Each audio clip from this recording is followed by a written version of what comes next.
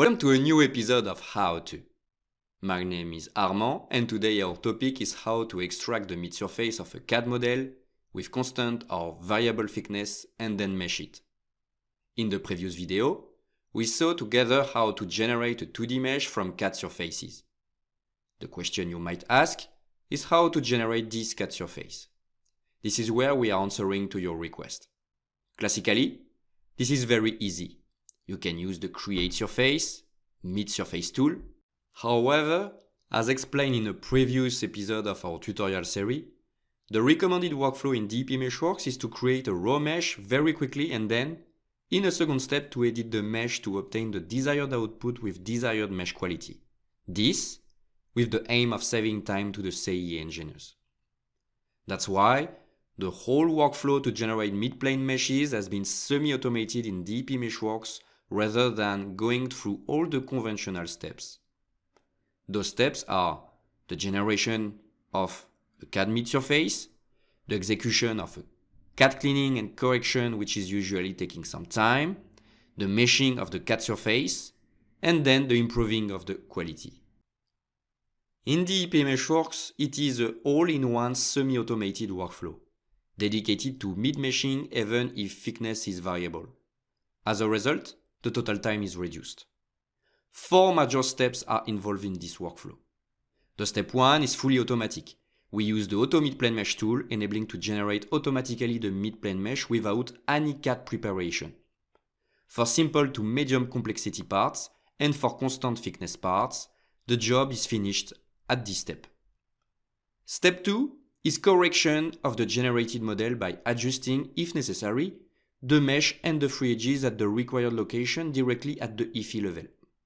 A big bunch of interactive tools are available in DEP Meshworks to make this job the most user-friendly possible to the user. At step 3, we focus on the mesh flow correction using the flow correction specific set of tools. Then, validation of the mid-mesh output. We achieve the required quality criteria using the automatic fix correction tool and also the set of tools that are available to correct the mesh quality manually. And finally, at step 4, we use the automatic thickness assignment tool to assign the thickness. In this video, we are going to mainly look into step 1 and step 4. Step 2 and step 3 will be explained in 2 future videos.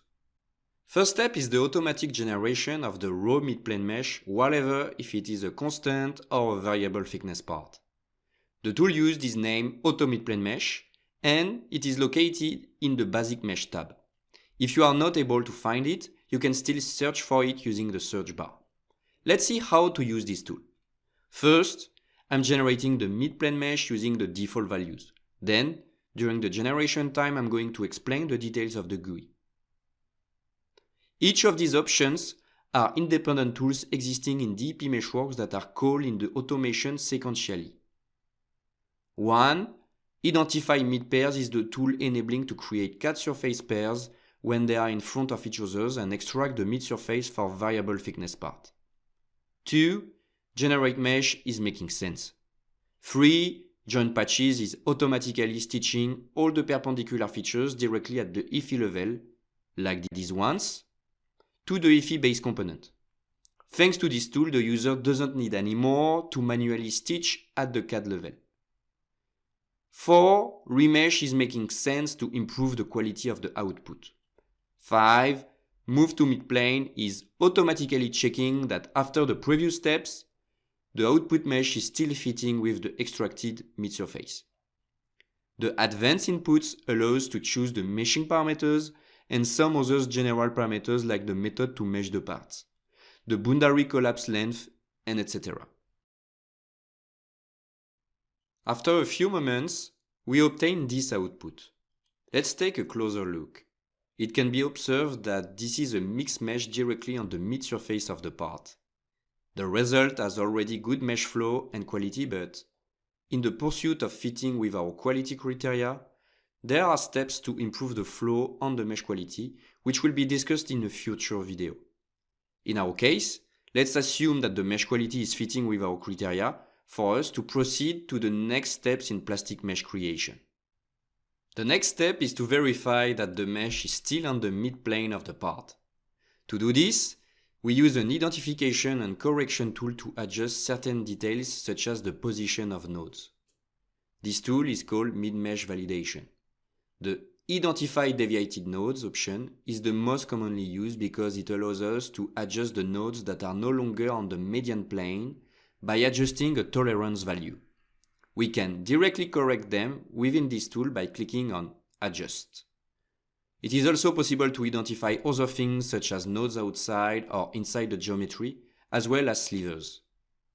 After performing these steps 2 and 3 of mesh creation on the midplane mesh, quality improvement, and validation to ensure that the mesh meets our expectations, it is essential to assign thickness values to our elements.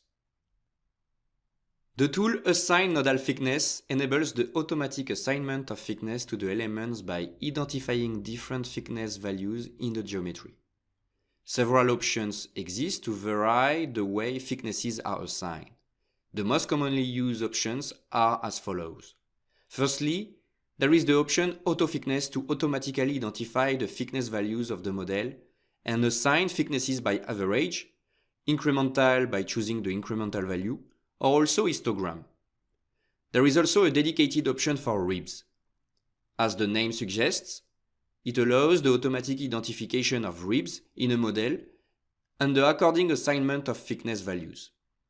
You have to choose the elements of your model, the surfaces, and click on Auto Identify Rib. You can identify the min and max values of thickness and choose an incremental value and finally click on Regroup. Here, we can see the result where the elements are distributed linearly along the length. After assigning the thicknesses, we can observe in the model tree that the elements have been assigned with thickness properties. We can also visually observe these thicknesses by clicking on the visualization option named Show Thickness Shells, which allows us to see the thickness of each element. In conclusion, it is through the combination of these different steps that we achieve the creation of a complex plastic mesh part. This is how the episode number 4 of our series concludes. DP Meshworks is a software developed by CA engineers for CAE engineers. If you have any question, please don't hesitate to contact us at email@dpeurope.com. We'll be happy to support you to solve your modeling problem as fast as possible. Thank you for watching and don't forget to like and subscribe.